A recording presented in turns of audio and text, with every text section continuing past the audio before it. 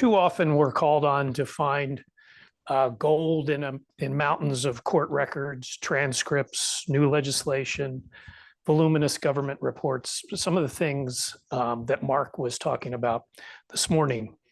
But all of our work is done with the clock ticking, and speed reading, while a benefit, is often not enough. Thankfully, Mary is here to help sharpen your search skills, to add depth and context to your reporting. Mary is Google News Lab's teaching fellow, focused on collaborating with journalists and entrepreneurs to drive innovation in news. I know Mary from USA Today, where she was the excellent director of audience and was responsible for the newspaper's digital platforms and round-the-clock team of nearly 30 editors. Please welcome Mary, and we'll get started. Thanks, Kevin. Hi, everyone. Really glad to see y'all. Okay, bunch of things before we get started. The first thing is that I want to hear from you. So please just interrupt me. If you raise a hand, I can't promise I'm going to see you. I'm looking at you now, but no promises. And no one else is on the Zoom separately, right? You all are just watching in the front, yes? So there's no chat we need to think about. Okay, cool. So yeah, please just chime in, or if somebody does raise a hand because we know how to do that so well, then somebody else has to say there's a hand up, right? So please let me know what questions and comments you have as we go through. I'm going to get my screen shared in just a moment. And we're going to be together for 90 minutes, and we'll do a little break just in the middle because that's a long time to be sitting and to be talking on all of our ends. All right, let me get this screen shared here. I think this is the right window. So the first thing is I have a cheat sheet for all of you, and I've got a QR code up that you should be able to see so you can grab it. It's a Google Doc. And it's everything we're going to look at today, plus some bonus items. And I'm also doing a training on Monday for the other group of fellows, Widening the Pipeline folks. I'm going to use the same cheat sheet for them, and I'm going to add in some other stuff before Monday. So you will have the bonus of having that. They will have the bonus of having some of your stuff. The other thing that I'm going to do with them that we're not doing together is Google Trends. So don't be surprised when you see that set of information later on. And my best tip that doesn't really have anything to do with the training, but everything to do with what we just did, is that anytime anyone sends me a Google Doc, even if I don't need it right then, I just open it up. Because once you do that, as you probably know, it's always in your drive. It'll be in your recents. You can just go get it. So you never have to go send me the link again. It's yours forever. And that's what this is. So this is your resource. So it looks like the phones are down, so everybody's got it. Any issues accessing that? I see all of your cute anonymous animals in there, so it looks like that was a success. All right, let's dive in then. So here's everything to say. Oh yeah, so just to also highlight too, there's some contact information for me, questions, comments, you want a training for your newsroom, whatever you like, please reach out. If I can't answer your question, I will do my best to find someone who can. So that's all there. Great. Anything just before we kind of dive into material? Questions, comments, thoughts, issues? All right, sweet. So our topics today, we have two. We're going to do search, advanced search, which Kevin teed up for us so nicely. We'll take our break, and then we're going to go deep on a tool called Pinpoint, which I think has some really wonderful capabilities for the unique work that you all are doing in Washington. And it's a way of making sense of large document sets. Has anybody used Pinpoint?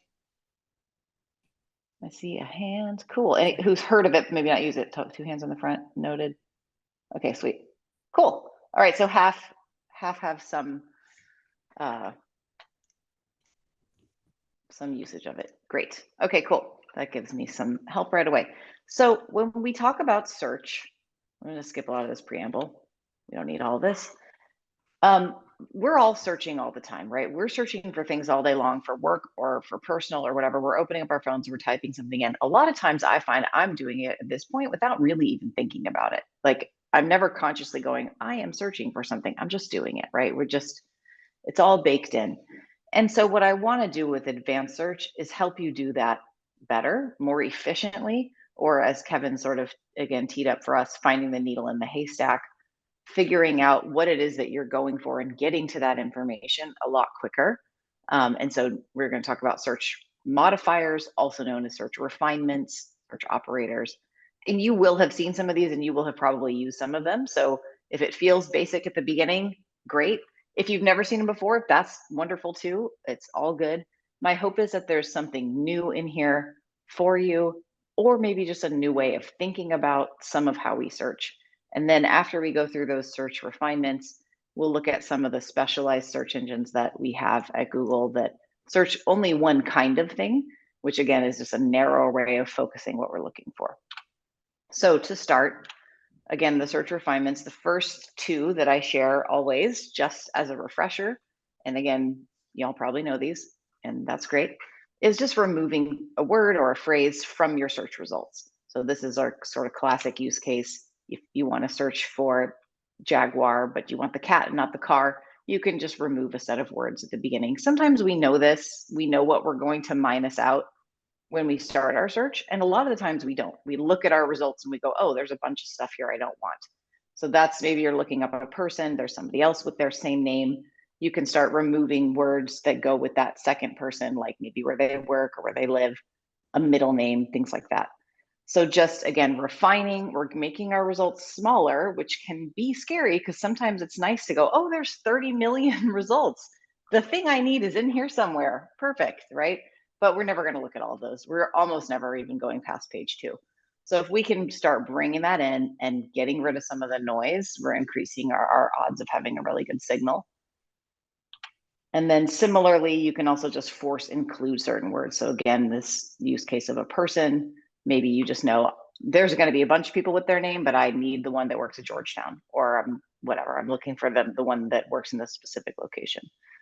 So getting it really narrow and shaping it from the get-go. This is a site search, also one who's used this. Searches particular sites. My friend in the yellow shirt. Oh, more hands are going up. Okay, yeah. You don't want to be forgotten. Me. Cool. This is just, it's a simple one, but man, is it useful. So I used to use this at USA Today when I would read something by a colleague. A couple days later, I want to go find that. I'm searching the site, search. It's just not coming up, right? And I'm like, I know I read that story. I know she wrote it. I know it's here. Where is it? Instead, I would just go use Google. So I think of this as like Googling from the side. Site searches can be pretty bad. They don't always include everything that site has, but this will. So this is the more kind of getting to that needle in the haystack. So what is it that I'm looking for? I know it's on this website, and these are my, you guys got to have a keyword, right? So this is not a very exciting search, but searching for influenza information on the FDA site. And so that's all that I'm looking for, right? I use this a lot, even now where I live, just anything my local newspaper has on a certain topic. So I just want to search their site and I don't want to use their site search to do it. This is also really helpful for searching sites that are hard to search, like Facebook, like TikTok. So I'll just open up a new tab here. So we can search TikTok. This is great for breaking news. Who has had something to say on this? Or I'm just going to put in the word hack because TikTok is full of hacks in all senses of the word.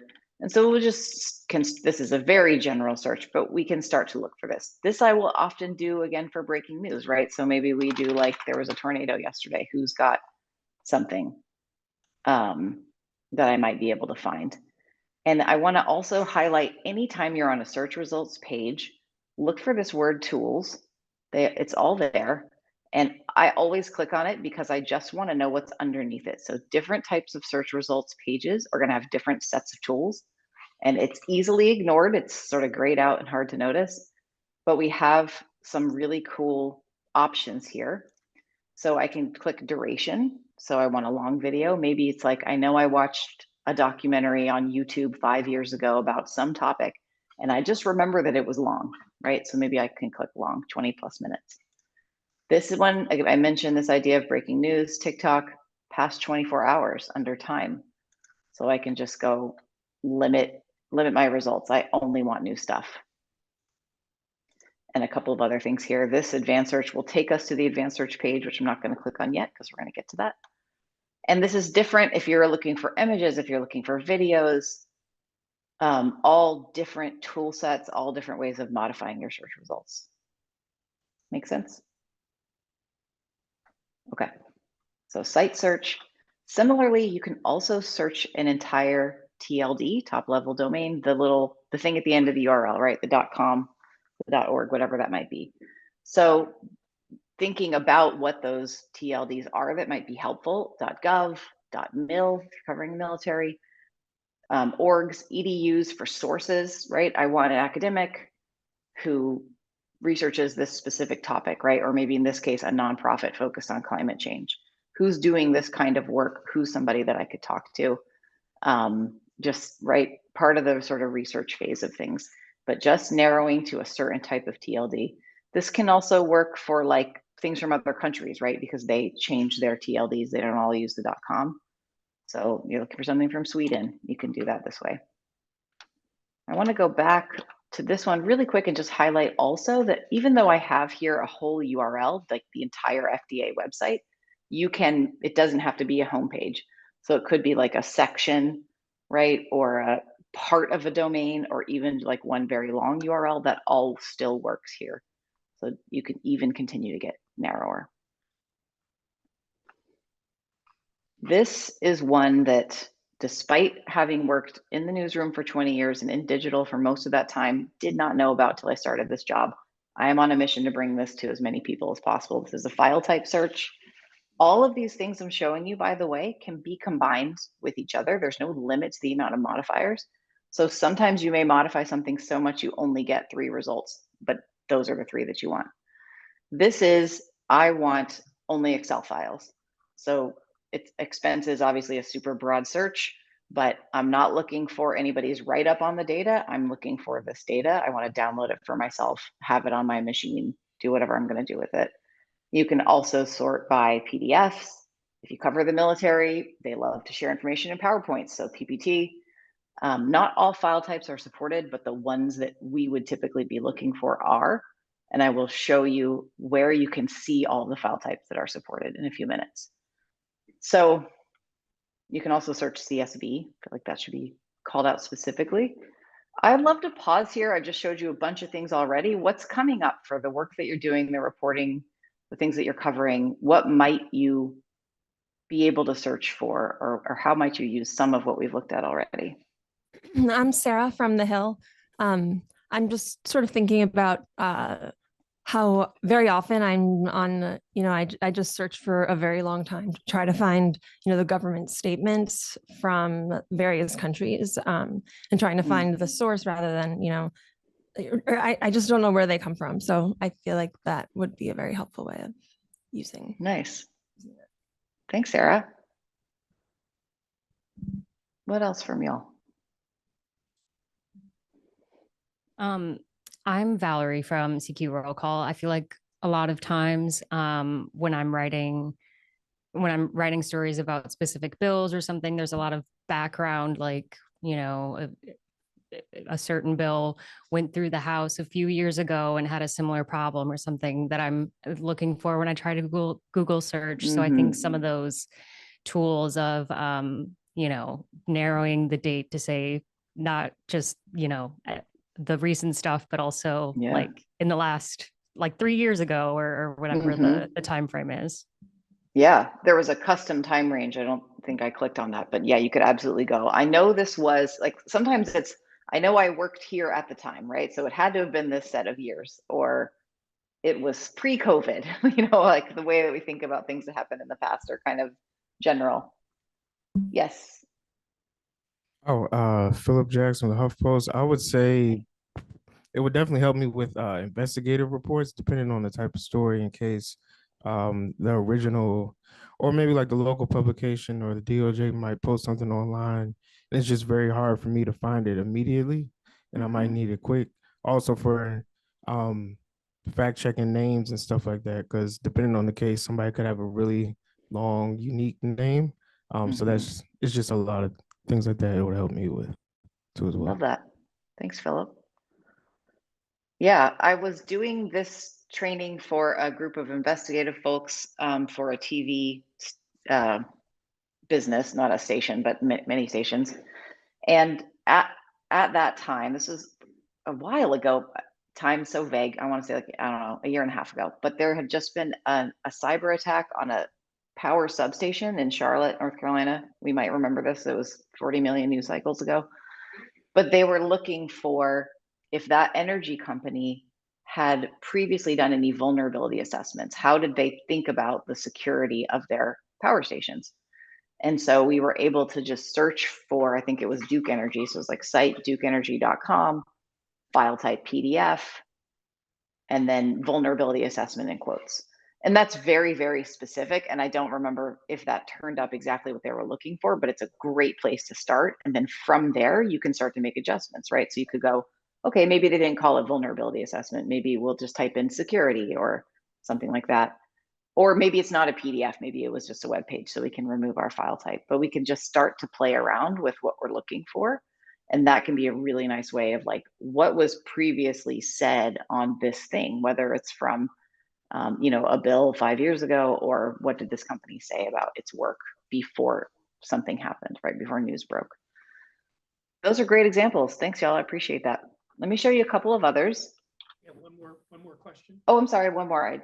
The camera is not showing all the things. Yes.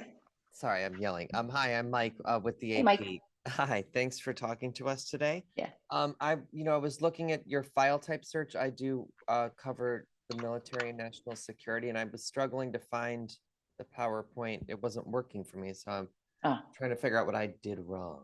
Okay, tell me what you did. So I put in, according to that, I would put in military, or would it be just mil? I would do site mil. Ah, that's where I went wrong. Hold on, I'm going to put this down. Okay, yes. I can't count the number of times I have been in your shoes where I got to show something on my computer and I'm also trying to hold a mic. So site mil, and then the file type would be file type. Okay, file type. You said PowerPoint? Yeah. PPT. And now we need a keyword. So we've said look for PowerPoints on military sites, but about what? Let's do the Gaza pier. Pier? Yeah. I don't know if Okay. Yeah, nothing. Or let's just do Gaza and see what comes out. Okay. So there's some things. So these are all PowerPoints. This is really small. I know as they say PPT. We have 3. One's from 2020. I don't know when these other 2 are from, but perhaps worth looking at. Do you get the same result, Mike, when you do this? I am getting no result. Okay. So site :mil. Oh, you know why? Because I have it on past 24 hours. Haha. That's why I wasn't getting anything. Great. That would be awesome if you got something in that case. No, that's great. Problem solved. Cool. No worries. I think, yeah. So sometimes we go so narrow, it's just not there, right? And we just play around. Cool. Thank you. Great search. Of course. Okay. Any other hands or thoughts at the moment? All right, I'm going to show you a few others. So this one is in URL. This is not the most relevant example to what you're doing, but I'll just talk through it. So in this case, we have said, I want the word apply to be in the URL, and I want it to be about a journalism scholarship. That's my keyword. I don't have it in quotes because it just doesn't need to be. It's not an exact phrase. And the reason that you might do this particular search is, let's say you know someone who's applying for scholarships. Maybe they only have a half an hour to work on that day. They're just, this is a guess, right? This is just take me to the application page. I don't want to read 3 pages of who the scholarship is named for and why. I just want to apply, right? And we don't know that the word apply is necessarily in the URL from this search. Maybe the person already knows it, maybe they don't. Maybe it's application. But it's just a way of going, I'm not going to get everything I need, but I should be able to get something relevant enough to work with right away. So the other way that I think of an URL, and if you all have thoughts on words and URLs that would be helpful to you, please let me know. But the other way that I think of it is just for like competitor sites. So like columnists' last names are often in their URLs, right? Or the particular name of a section, if it's something, I don't know, not just sports, right? But maybe something like the special word that a organization uses for their features section, or I don't know, the coverage of something, the WNBA.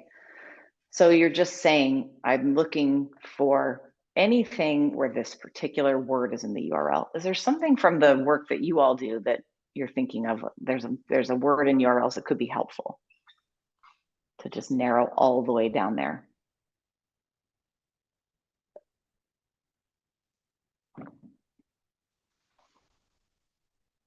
Answer that poorly, but hi, I'm Rachel with NPR. I guess sometimes like going through a like company or organization's website and trying to find their like media form or contact information, maybe that like the press or Ooh, I love contact would that. be useful. God, those pages are hard to find. Yeah. That's great. In URL contact, right? Or yeah, that's wonderful. I love that. Thank you. Perfect. So hold on to that one. We searched for this already, but well, we did a version of it, but this is forcing a word to be in the page title. That's sometimes the headline, sometimes not. We're not going to go down the SEO CMS rabbit hole, but page title. So this is searching for TikToks that have the word hack in their title, right? So kitchen hacks or cooking hacks or whatever, that kind of thing. This is the way that you might structure that. Also, again, can be helpful for searching for things you've already seen, right? I know I read that story and it had this word in the headline or whatever that might be.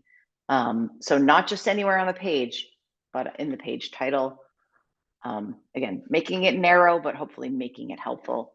One thing I'll also just mention too, for all of these different kinds of searches, and something we're kind of getting at, is sometimes things get posted to websites, news, government, whatever, that aren't meant to be found. They're not putting it in the navigation. They're not putting it on their homepage. They're not linking to it. But sometimes things just get published early, maybe we just had to test it, right? Or we had to get it up so that we could create the link somewhere else. These kinds of searches, if you have a sense of what that is, you have to know that you're looking for something, right? Can be really helpful for finding that kind of stuff. Because if it's online, it can be found through accurate, creative searching. Again, you sort of have to have a sense of it, but if you also have something that you need to search for regularly, like once a week, you just want to know something, if the FDA has posted a new something on a certain topic, right? Or whatever that might be. You can also turn any of these into a Google alert. So who's set up alerts before? Not a new tool. Yeah, most folks have. A lot of people have them for their byline, for particular things on their beat, stories you want to just own.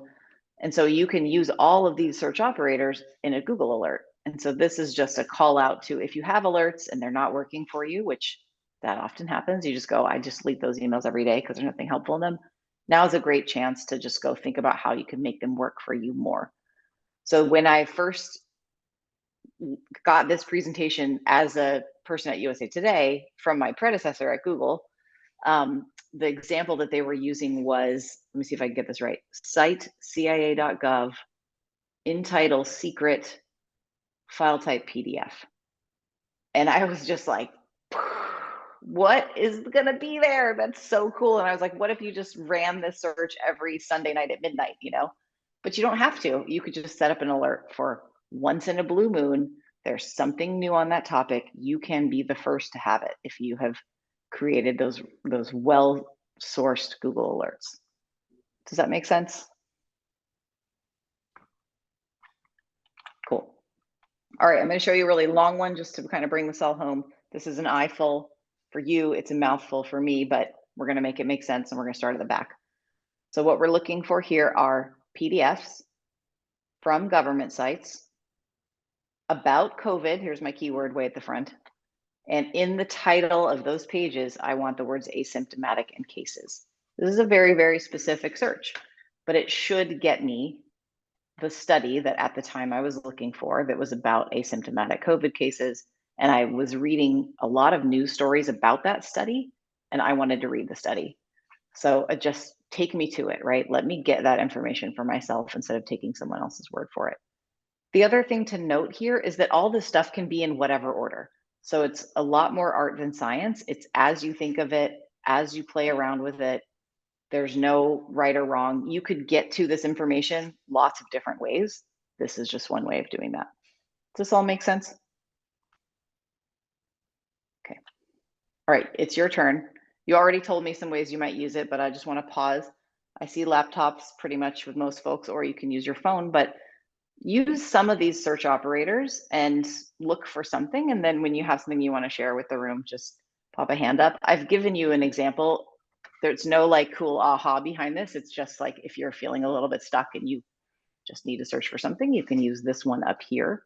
It's just looking for information about vegan food. So yeah, try a file type, try a title, a site search, whatever. And then as you get something interesting or not, let's look at it together. What would the asterisk above vegan indicate? I just had a feeling you were going to ask it. As soon as you put your hand up, I was like, are you going to ask about the asterisk? Yes, thank you for your eagle eye. So the asterisk means any version of this root word. So it could be vegan, veganism, vegans, if veganist is a word, that would be included. So we're keeping it broad, and we're going, doesn't matter how the word vegan appears in any of its forms. The asterisk just says anything may come after this or not. So that's it's a trick I didn't teach, but it's buried on this slide. Hi, I'm Jacob. I'm a freelancer. I have one other quick question, if that's okay. Hey, Jacob, yeah.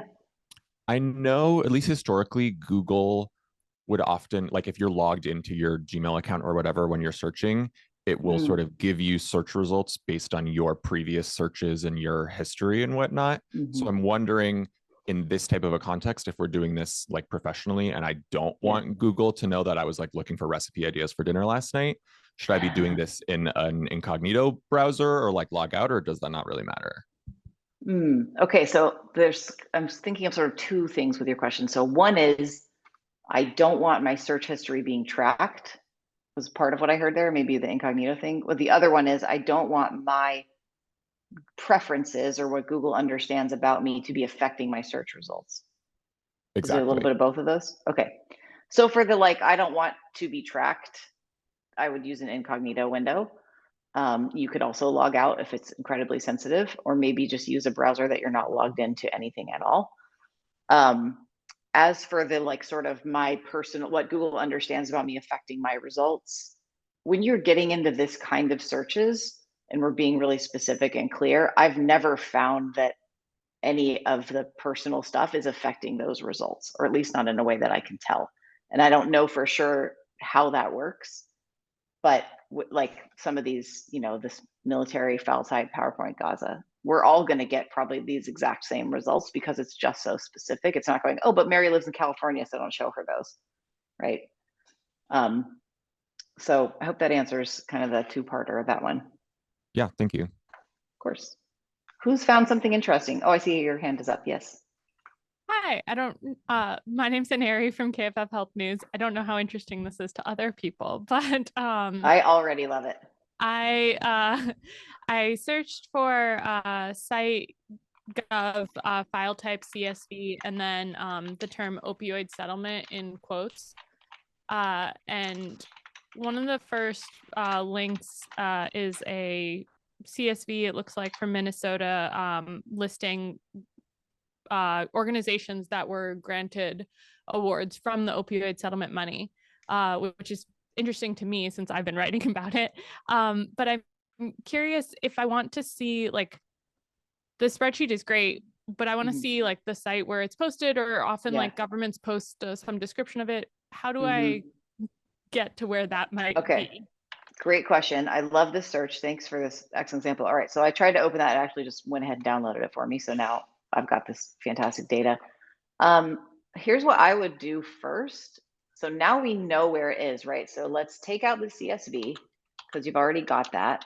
And let's put our site as mn.gov because that looks like where it came from. And I think that's what I would do, is start looking for, do any of these look like the pages that might have that spreadsheet on them? Does any of those Is there any way look to do that applicable? more specifically? Because a lot of states have a lot of state and county and city websites that say the words opioid settlement.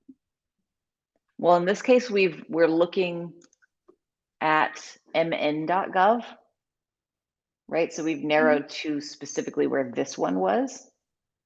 Is that not what we want? Or do you want to see that like, is what we want. But I think Okay. it's just as you did it, it still brought up a bunch, but I Mhm. can see. Let's look here. Okay, so it's at mn.gov/mmb/assets. So it's just like wherever they post stuff about this result. So if we click to visit, I think it's just going to download it again. Yeah. I think that's the way that I would do. I would go, it's on this website. It had those words opioid settlement. It looks like it's probably one of these things. And so, you know more about this data than I do. The other things that we could do are, maybe we don't want exactly those words in this result. Maybe we go look at the data and we see that it includes something specific, like a set of dates, right? Or we just make this search a little bit better based on that initial result, which since I haven't opened it, I don't know that I would know what I was looking at even if I did open it. Does that make sense? Yeah. So we're that's kind of awesome. working backwards, right? Yeah. Thank you. That's a great one. Thank you. Hi, this is Rachel again. If it's okay, I have a question, which is, I've now twice gotten prompted to prove I'm not a robot. I don't know if Dang. that's happening to other people or if there's anything I should do differently. Okay. I saw a head nod in the back row, I think. Who else is getting? You don't look like a robot to me. I'm trying to think how often I get that. I see your colleagues might have a response and a couple of hands are going up in the back. Oh, no, this is unrelated. I was just going to say Okay. this is awesome. That's all. I always welcome that unrelated comment. I'm trying to think when I get I'm not a robot. Is it just, Rachel, what is it that you're doing in your searching that seems like it's making that prompt come up? Do you think you might know? If I had to guess, based on learning all of this right now and finding it super cool, I'm just putting in all sorts of keywords and different combinations of like searching sites and like in URL and file types. So maybe it thinks I'm just doing like random phrase generators or something because I'm really doing the most random searches. It sounds like you're doing them really quickly, which is totally fine. I mean, it's like a way, it's probably just a thing that's like, is this like a brute force? Somebody is just typing a bunch of things in really, really quickly. You're just doing that really quickly because you just learned something new and you're a journalist and you can type fast and you have cool ideas. So I think I wouldn't let that alarm you unless it's not letting you see your results. Okay, cool. No, it's totally working. I just, when it happened a second time, I wasn't sure if there's like a limit to how many times I can. Yeah, I don't think so. No, I think it's like the Netflix, are you still watching? It's just like, hey, are you there? And you're like, yeah. No, show me my results. Perfect. This rocks. Put on the Thank next you so episode. much. Okay, cool. Does anyone have anything else interesting that they found from a complex advanced search? One more back here. I just wanted to let her finish. I wanted to expand on that. So I'm a national correspondent, and each of us at Gray Television are broken up into regions. And so I have the New England region, and oftentimes I'm trying to, figure out how to make a local story national, but for them to be interested in it, I have to have one of my lawmakers on it. So this is really cool because I just put in a topic that I'm working on right now, and I was able to specifically find what members of Congress have either worked on it or are working on it. So this has been really, really helpful. I appreciate this. Awesome. You're so welcome. I'm so glad to hear that. That makes a lot of sense. All right, we have maybe 10 or so more minutes to do some more advanced search stuff. I have lots of things. We're not going to get to all of them. So let's see what we got coming up. I would love to show you Scholar. Who's used Google Scholar? Okay. Oh, wow. So many more people than I usually get. Nice. Oh my God, almost everyone. The reason I like to share this with folks is not the case law piece of it. I'm going to go over to Scholar. Usually when I ask who's used it in a room full of professional journalists, I get like a hand or two, and students are just like, boom. So you guys are in some kind of wonderful sweet spot. I like to use it to potentially search for sources. So who can talk to me about something really specific, or I need a new source, right? I've been going to the same person for such a long time, or we need more women, more people of color voices. We need more LGBTQ voices. Let's get someone else, right? So Scholar, what it searches is academic research, essentially. It's not going to be everything. It'll have like books, results, and other things. So it's not super comprehensive. Oh God, Zoom is doing that thing because I did this. It's trying to give you a thumbs up. Zoom, I don't want you to do that. Sorry, that was so distracting. I lost my train of thought. So we're searching for academic research. I've had people just sort of ask what's included. And there's a link. If I don't have it in your cheat sheet, I'll add it when we're done, of what is included in Scholar. But it's academic research. So what you can do is just look for papers or research that folks have written on certain topics. And I'm going to keep with the opioid thought, just opioid crisis, extremely broad, right? But I just want to get us to a search results page inside Scholar. And so what we're getting are not your regular web searches. We're getting narrow. But if you're looking for someone new to talk to, or something just new to read, or a specific, I don't know, angle within this incredibly large story, you can come here. And I want to just highlight a couple of things that you could do. So one, we could go, we've got our time refinements here. So we can go just something very, very new, or again, custom range. I want to know what people were saying about the opioid crisis 15 years ago, maybe, and how is that different from now? So I could do that. I'll just do since 2023, that gives us a year and a half of potentially newly published things. I can include citations or patents, whatever. I can also create an alert. This is hiding over here on the bottom left. So again, back to Google Alerts, you can say anytime there's a new paper published and it shows up in Scholar on this topic, I want to get an email about it. You don't have to remember to go do that every 3 months. You'll just know, right? So then what I could do from here is just start going into these. This is also, so we're talking about sources, but also a great place to just begin research, right? And just kind of see what's out there in terms of what's been published. And then I can just start to go look for the authors. And you all are familiar with what these abstracts typically look like, but we'll usually get a set of authors. The first one often has that little email box that's sort of like, this is the person to reach out to. You can always go look up their names on Twitter or LinkedIn or whatever, to figure out, are they still at that same university or wherever they do research? What else could I learn about them? Is this the kind of person that I might want to call? But I really like this for just searching for a source on Google is perfectly fine, and we've all done it. And this can be a way of just really getting into someone with a very specific expertise. And again, cutting out a lot of the noise when we're looking for a person versus a whole bunch of websites on a certain topic. So does that all track for how this could be helpful? Question in the middle. Kevin, you're getting your steps in today. Hi, I'm Erin. I just had a quick question if it's possible to exclude, so I did a search for presidential immunity, but sometimes some New York Times articles were coming up. So I was wondering if there's a way to exclude like news articles from it. Yeah, well, I don't know if you can exclude news article. Let's see here. Any type review articles. What does this mean? I'm not sure what that does. What I would do in that case is I would just remove New York Times. So I would use that Boolean minus to just get those out of there, especially if they're the ones. I know you want probably all news, but that's how I would begin. Okay, that's perfect. Thank you. Cool. Yeah, that's a good reminder. And thank you for that, that all of those search refinements work on all of the Google products and anything else that you're searching through. It doesn't have to be Google, right? So minusing, plussing, works in Gmail. We've all probably done it there, right? That kind of thing. Yeah, definitely make the results work for you. Don't sift through the whole haystack. Make it into like a tiny hay pile. Okay, that's Scholar. I want to remind everyone about the Wayback Machine. Who has spent some time with the Wayback Machine? It's a great place to just totally waste an afternoon, but it can also be helpful for our work. And if you've used it in reporting, I'd love to hear.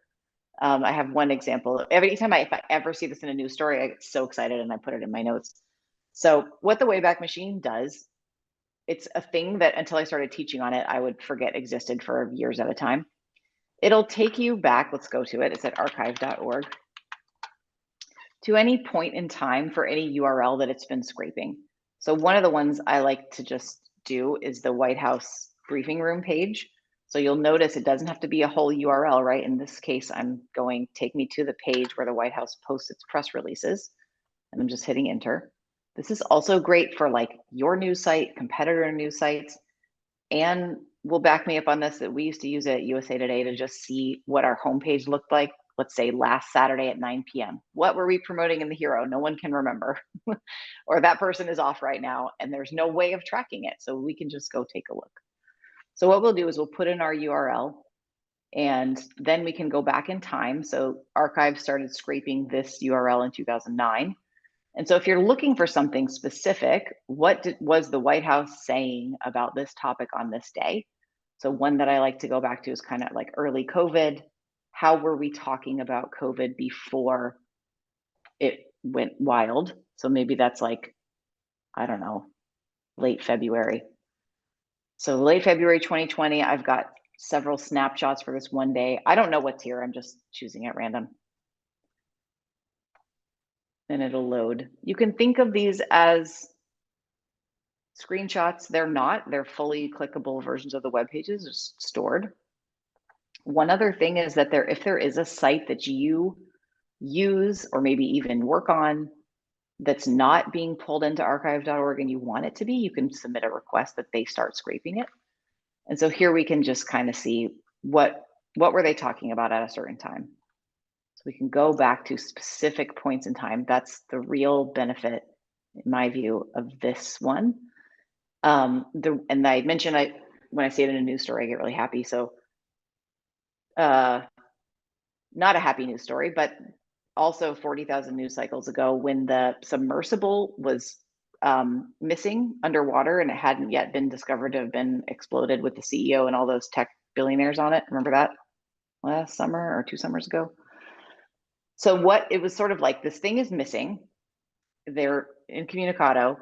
And what is that company saying about the safety of its submersibles? And at the time, the folks that were still working on the website and like for optics reasons, were changing like what they said about how safe they were. And remember, there was like a thing that we were all interested in, which is that they were using like a Nintendo controller to drive this thing around the deep ocean.